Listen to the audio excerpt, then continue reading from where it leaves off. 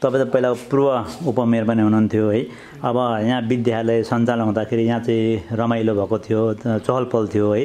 अब विगत 2 वर्षदेखि अहिले सुनसान अवस्थामा छ। के छ अब नगरपालिकाले यो ठाउँलाई चाहिँ के बनाइदिँदाखेरि यस गाउँका सर्वसाधारणलाई चाहिँ राम्रो हुन्थ्यो, के हो भनिदिनुहोस् न। सर्वप्रथम मेरो नमस्कार, म केशव कुमारी खराल, पूर्व उपमेयर पनि। हामीले अब पहिल्यैदेखि एकपल्ट चाहिँ जोडै गरेका हौँ। यो स्कुल मर्च नभइदिएर यही ठाउँमै भइदिए र शिक्षकहरूले अलिकति मेहनत गरेर विद्यार्थी खोजेर यो स्कुल चाहिँ हामीले मर्च गर्न परे नै हुन्थ्यो भन्ने उसमा मैले पहिले जोडै गरेँ। मेरा नाति नातिनी पनि र उहाँहरूको सबैहरूको के अरे बोर्डिङमा पढाउनुहुन्थ्यो। उहाँहरूले सम्म पनि बोर्डिङबाट निकालेर, मेरो नाति पनि बोर्डिङबाट निकालेर यही स्कुलमा पढायौँ। 1 वर्ष 2 वर्ष चाहिँ हामीहरूले बोर्डिङमा नहालिकन यो स्कुल कसरी टिकाउनुपर्छ भन्ने नियतले पनि हामीले टिकाउनको लागि कति जोड गऱ्यौँ। तर अलिकति शिक्षकहरूको लापरवाही पनि हो, शिक्षकहरूले पनि अलिकति ध्यान दिनु भएन र खोइ अब स्थानीय तहले त जहाँसम्म त त्यतिखेर गरेकै हो।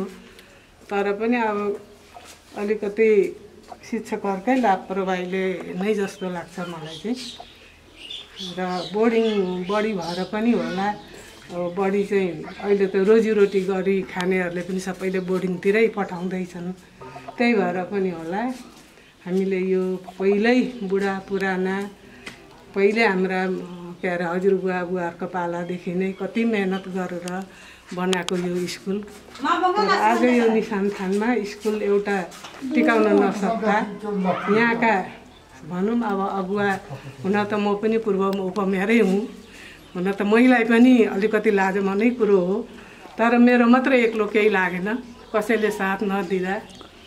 र अब हाम्रो सरहरू हुँदाखेरि यहाँ प्रशस्त रूपमा विद्यार्थीहरू थिए।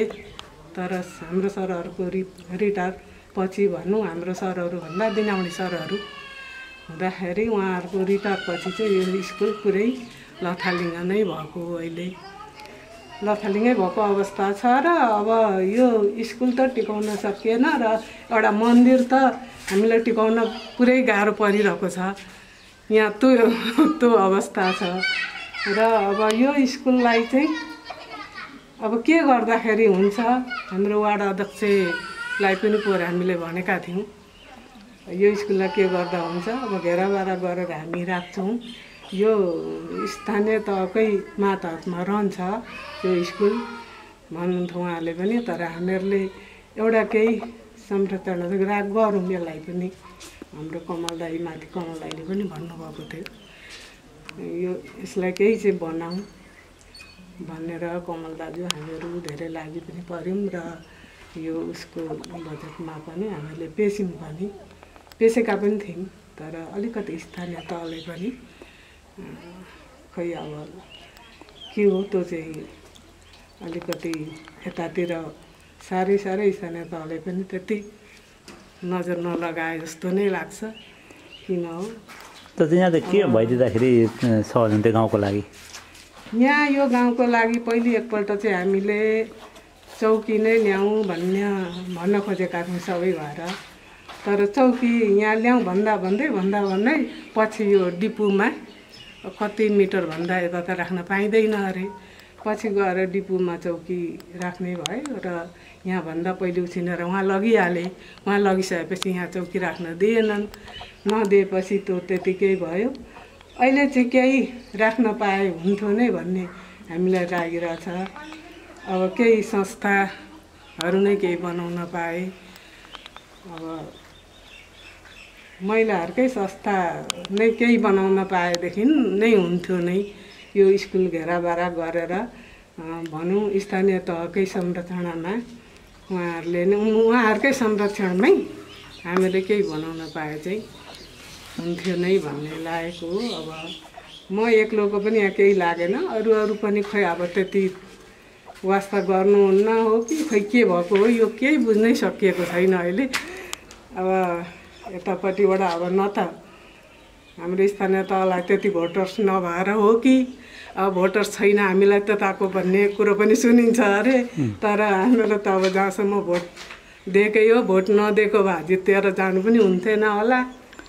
के हो म त यो बुझ्नै सकिनँ। भनेपछि भोटै नभएर उहाँहरूले चाहिँ व्यवस्था गर्नुभएको त जस्तो लाग्छ सबैको कुरो सुन्दाखेरि। अब व्यवस्था गरेर देख्दाखेरि चाहिँ त्यो पनि हो कि जस्तो लाग्छ। भोट त अब जहाँसम्म यहाँबाट सबै गएकै हो, भोट नदिई त कसैले बसेका छैनन्। अब उहाँहरूले चाहिँ त्यसो भन्दै हिँड्नुहुन्छ अरे भनेको चाहिँ मैले बाहिर सुनेको हुँ। अब मेरो कानमा डाइरेक्ट त भन्नुभएको छैन, डाइरेक्टै नभन्ने तापनि सुन्न त बाहिर सुनेको हुँ। यतापट्टिको बाटो, यतापट्टिहरूको स्कुल त्यति अब उहाँहरूले त्यति चासो नदिएको देख्दाखेरि चाहिँ हो कि जस्तो पनि आफूलाई पनि खड्किँदो रहेछ। अब त्यो के गर्न खोज्नुभएको अब उहाँहरूले नै जान्नुहुन्छ होला। हामीहरूले के गर्ने र यो सरकारी स्कुल हो, उहाँहरूले के गर्नुहुन्छ उहाँहरूको खुसी नै होला।